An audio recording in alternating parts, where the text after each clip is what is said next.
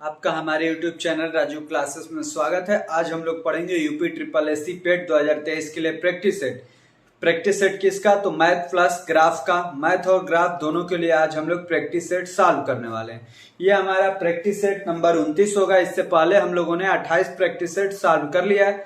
यदि आपने उन प्रैक्टिस सेटों को नहीं देखा होगा तो डिस्क्रिप्शन बॉक्स में लिंक दिया हुआ है, आप उस लिंक पे क्लिक करके आप वीडियो को देख सकते हैं, सभी प्रैक्टिस सेटों को देख सकते हैं। अब हम चलते हैं अपने पहले क्वेश्चन पे। यदि आपने हमारे चैनल को सब्सक्राइब नहीं किया है तो चैनल को सब्सक्राइब कीजिए, वीडियो को लाइक कीजिए और अपने दोस्तों को भी शेयर कीजिए।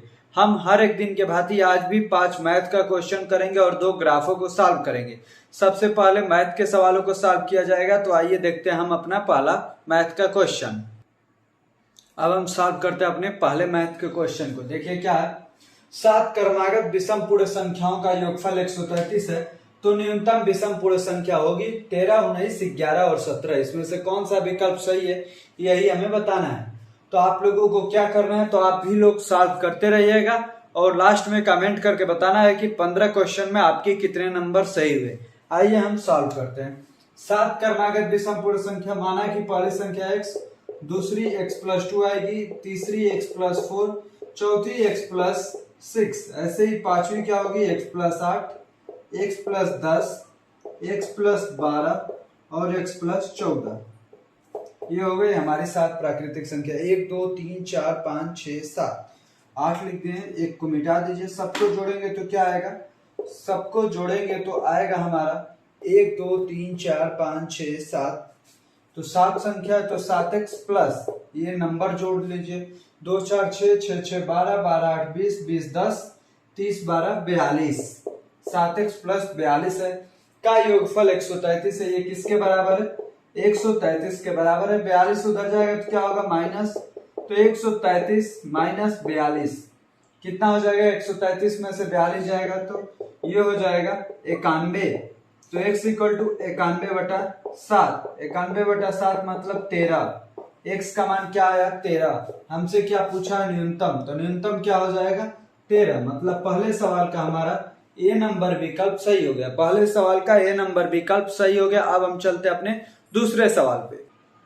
अब हम सॉल्व करते अपने दूसरे प्रश्न को। देखिए क्या है, यदि करड़ी में 625 का मान क्या दिया है 25, तब 16 गुणे करड़ी में 0.3 बार 0 है, फिर 6 2 5 है का मान ज्ञात कीजिए। पहला विकल्प है 4, दूसरा है 0.400, तीसरा है 0.004, चौथा क्या है 0.040।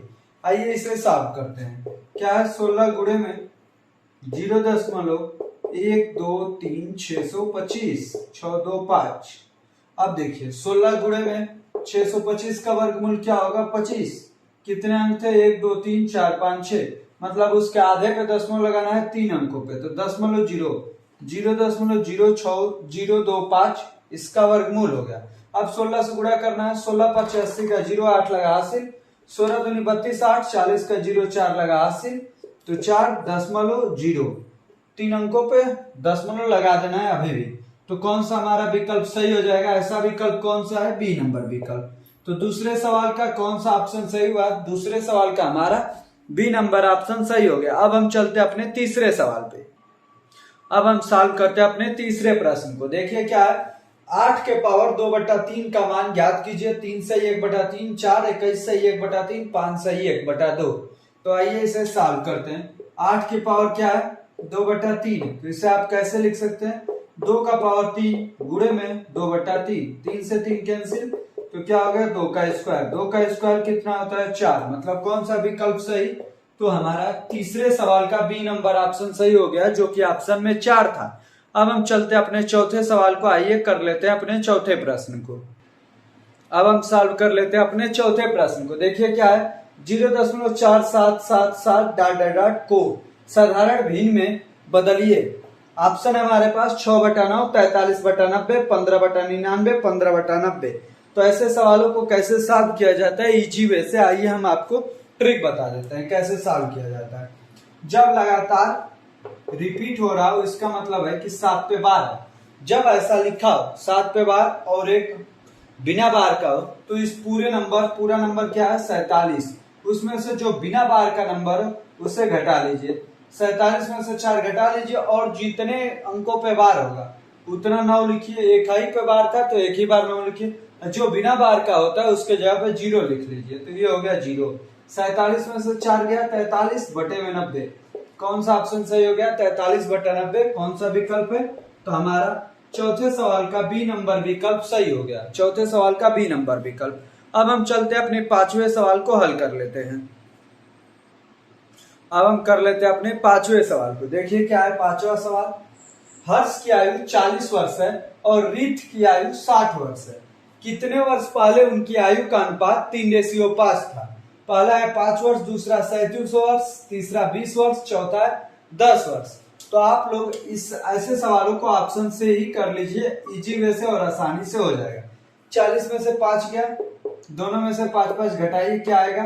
45 बटा 55। इसमें 3:5 का अनुपात नहीं होता है, इसलिए ये हमारा गलत ऑप्शन हो गया। 37 वर्ष, तो ये बड़ा कैलकुलेटर है तो इसको छोड़ दीजिए, इसको कीजिए 20 वर्ष।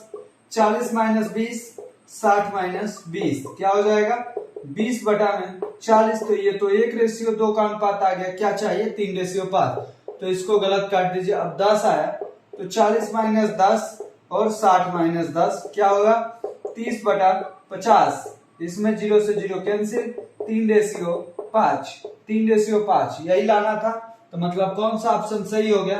तो पांचवें सवाल का डी नंबर ऑप्शन सही हो गया। कई सारे सवाल होते हैं जिनको ऑप्शन से भी हल किया जाता है, तो ये सवाल हमारा ऑप्शन वाला सवाल था। अब हम चलते हैं अपने ग्राफ की ओर। अपने पहले ग्राफ को देखेंगे कैसे उसको इजी वे से सॉल्व किया जाता है और एक्यूरेसी के साथ। तो आपको वीडियो को अंत तक बने रहना है बिना स्किप किए, जिससे आपको अच्छे से समझ में आए और आपको अंत में कमेंट करके बताना है कि 15 में कितने नंबर आपने सही किए हैं। आइए अब हम देखते हैं अपने पहले ग्राफ को और क्वेश्चन नंबर 6 को। अब हम सॉल्व कर लेते हैं अपने पहले ग्राफ को। आइए देखते हैं क्या है हमारा पहला ग्राफ। जो हमारा पहला ग्राफ है इसमें 3 प्रकार के बिस्कुटों का उत्पादन दिखाया है। जो पहला आपको टेबल रहेगा उसमें ग्लूकोज बिस्कुट रहेगा, जो दूसरा है उसमें क्रीम क्रैकर बिस्कुट है, जो तीसरा है उसमें नमकीन बिस्कुट है। एक एक वर्ष में 3-3 ग्राफ आपको 3-3 टेबल दिखाया गया है। उस तीनों टेबलों का मतलब यही है। नीचे में वर्ष दिया हुआ है और एक साइड में उत्पादन है। उत्पादन किस में है? तो उत्पादन हमारा हजारों में है। आइए अब हम अपने क्वेश्चन नंबर 6 को सॉल्व करते हैं। ग्लूकोज बिस्कुटों के उत्पादन और उस वर्ष में बिस्कुटों के कुल उत्पादन का अनुपात अधिकतम कब था? मतलब ये ग्लूकोज बिस्कुट का उत्पादन सबसे अधिकतम कब हुआ था, यही हमें बताना है। तो देखिए सबसे अधिकतम कब हुआ था, तो आप लोग देखेंगे तो ये वर्ष हमारा 2017 है जिसमें 30 हुआ था। तो 30 कब हुआ था? 2017 में। तो 2017 वाला वर्ष हमारा सही हो जाएगा। 6वें का कौन सा ऑप्शन सही हो जाएगा? तो 6वें का हमारा बी नंबर ऑप्शन सही हो जाएगा। अब हम चलते हैं अपने 7वें प्रश्न को हल करने के लिए। अब हम सॉल्व कर लेते हैं अपने 7वें प्रश्न को। देखिए क्या है, तीनों प्रकार के बिस्कुटों का कुल उत्पादन किस वर्ष में अधिकतम था? मतलब कौन सा ऐसा वर्ष है जिसमें तीनों बिस्कुटों के उत्पादनों को जोड़ दिया जाए तो वो सबसे अधिकतम था। इसमें 4 सन दिए हुए 19, 18, 20, 17। आइए इन्हीं सबको को जोड़ के देख लिया जाए। जैसे 19 है तो 19 में तीनों बिस्कुट कितने कितने थे? 22.5, 22.5, 27.5 और तीसरा कितना था? तो तीसरा हमारा 35 था। इन सबको जोड़ेंगे तो कितना हो जाएगा? 5 + 10 का 0, 1 लगा हासिल, तो 5 1 6 7 13, 13 2 15 का 5, 1 लगा हासिल, तो 4 2 6 2 8। मतलब कितना उत्पादन था? 85,000 था, क्योंकि उत्पादन किसमें है? हजारों में है। ऐसे ही जब आप 2018 में देखेंगे तो 30 25 20, 30 20 और 25, तो कितना हो जाएगा? 30 20 50 25 75। कितना हो गया? 75। ऐसे ही 2020 में जब आप देखेंगे तो 2020 में मिलेगा 25 20 30, 25 20 और 30। तो ये भी लगभग में सेम ही है। पूरा डाटा यही है, केवल इधर उधर है। तो ये भी 75 हो गया। ऐसे ही 2017 में जोड़ेंगे तो 2017 में आपको मिलेगा 30 12.5 और 22.5, 30 12.5 और 22.5, 22.5। सबको जोड़ेंगे तो 5 5 10 का 0, 1 लगा हासिल, तो 2 1 3 2 5, 5 लिख लीजिए, यहाँ पे दशमलव है, और 2 1 3 3 6। तो ये कितना होगा? 65। तो सबसे अधिकतम कब था, तो आप लोग देख रहे होंगे कि 2019 में, जिसमें 85,000 था। नहीं तो यहाँ पे 75, यहाँ भी 75, यहाँ 65 हो गया। तो इस प्रकार हमने अपने 7वें प्रश्न को हल कर लिया है। अब चलिए हम चलते हैं अपने 8वें प्रश्न को हल करने के लिए।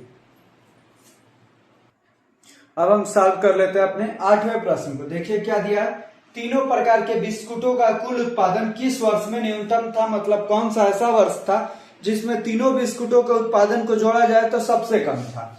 अभी आपने 2017 में निकाला था, कितना निकाला था, 65 निकाले थे। अभी आप 2017 का निकाले थे 65, उसके बाद से क्या दिया है 2021 तो नहीं निकाले थे, 2020 का भी निकाले थे। 2020 में कितना निकाले थे, 75। जिसका जिसका निकाले थे उसका उसका लिख लेते हैं। 2019 में कितना निकाले थे, 85। 2021 में नहीं निकाले थे तो इसका हम लोग जोड़ लेते हैं। 2021 में 22.5, 22.5, फिर से 30 था, फिर से 27.5 है। 22.5, 30, 27.5, हाँ 5 5 10 का 0, 1 लगा हासिल, तो 7 1 8, 8 2 10 का 0, 1 लगा हासिल, 2 1 3 3 6 2 8, इसमें कितना था, 80 था। तो सबसे कम वाला वर्ष कौन सा था न्यूनतम, तो 8वें का ए नंबर हमारा विकल्प सही हो जाएगा। 8वें का कौन सा विकल्प, ए नंबर विकल्प हमारा सही हो गया। अब हम चलते हैं अपने 9वें प्रश्न पे। अब हम सॉल्व कर लेते हैं अपने 9वें प्रश्न को। आइए देखते हैं 9वां प्रश्न कैसे हमें सॉल्व करना है।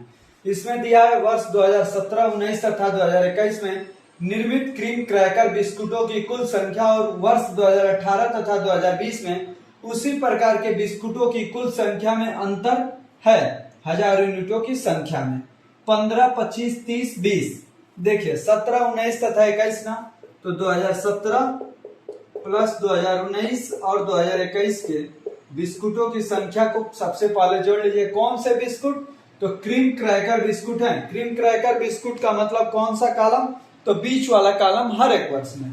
2017 में बोला है ना, तो 2017 में कितना था, 12.5। अब 2019 में कितना है, तो 27.5। वैसे ही 2021 में कितना है, तो 2021 में 30 है।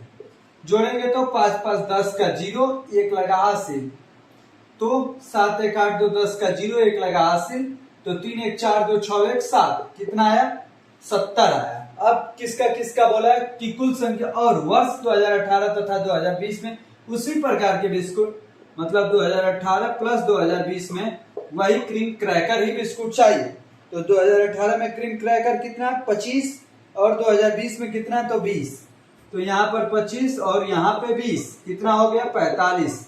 इन दोनों का अंतर कितना है, तो अंतर है 25। यही हमें बताना था। तो मतलब कौन सा विकल्प हमारा सही हो गया, तो 9वें का हमारा बी नंबर विकल्प, 9वें प्रश्न का बी नंबर विकल्प सही हो गया। अब हम चलते हैं अपने 10वें प्रश्न को हल करने के लिए।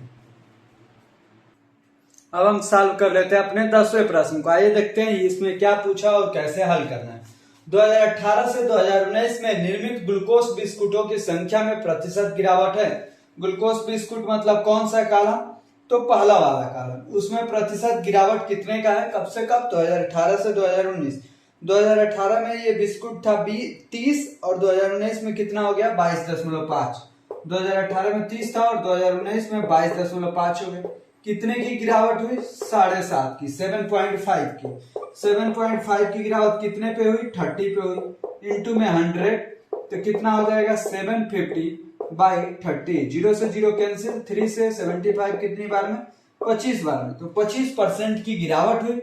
मतलब कौन सा ऑप्शन सही हो गया, तो इस सवाल में हमारा 10वें का सी नंबर ऑप्शन सही हो गया। इस प्रकार से हमारा पहला ग्राफ कंप्लीट रूप से सॉल्व हो गया है। अब हम चलते हैं अपने दूसरे ग्राफ पे, मतलब क्वेश्चन नंबर 11 पे।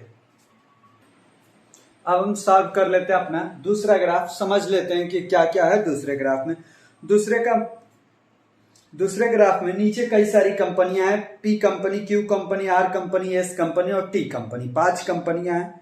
ऊपर से क्या की हैं, ये निर्मित की गई हैं कंप्यूटरों की संख्या, और ये बेची भी हैं कंपनियां निर्मित भी की हैं और बेची भी हैं। जो निर्मित की हैं उसे स्क्वायर बॉक्स से दिखाया है, जो बेची हैं उसे सर्कल से दिखाया है।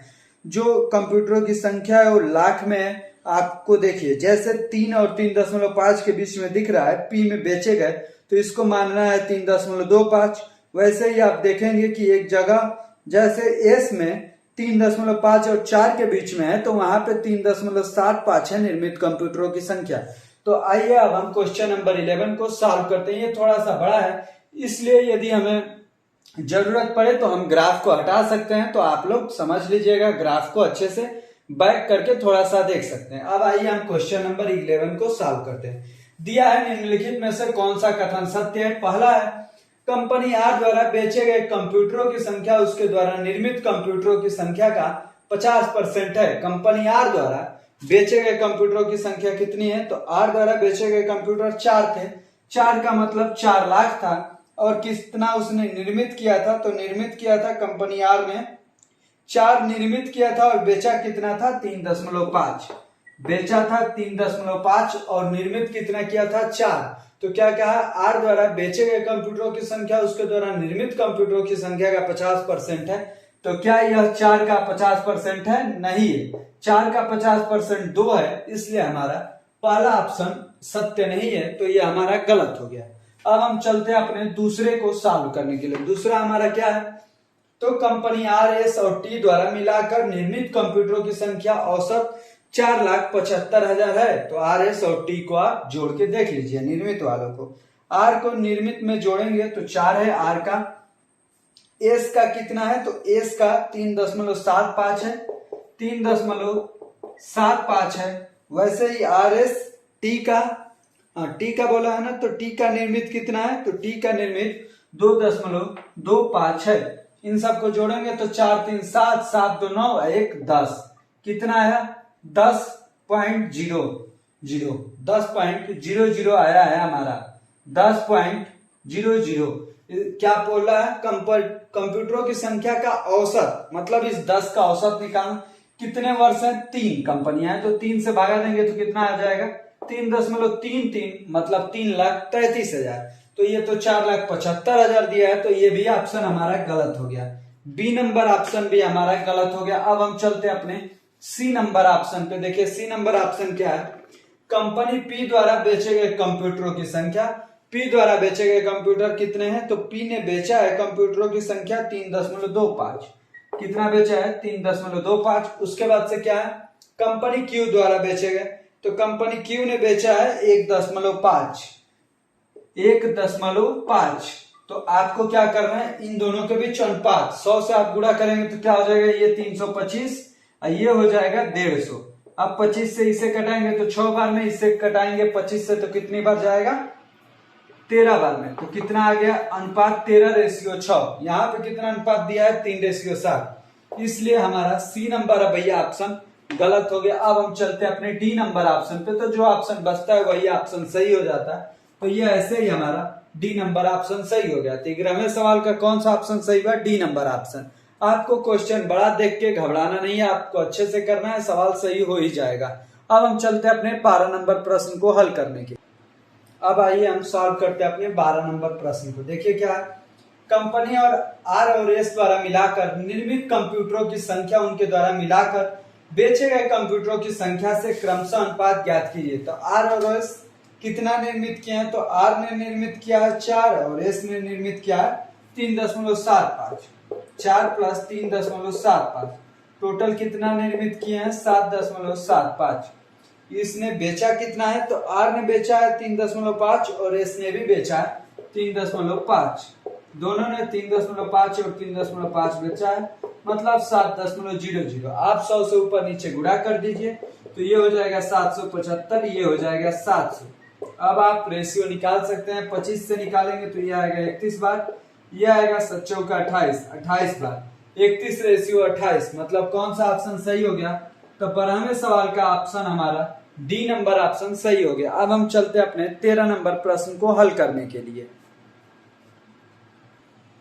अब हम सॉल्व करते हैं अपने 13 नंबर प्रश्न को। देखिए क्या है, कंपनी टी द्वारा निर्मित कंप्यूटरों की संख्या कंपनी आर द्वारा निर्मित कंप्यूटरों की संख्या का लगभग कितने प्रतिशत होगा, 52%, 56%, 58% और 60%।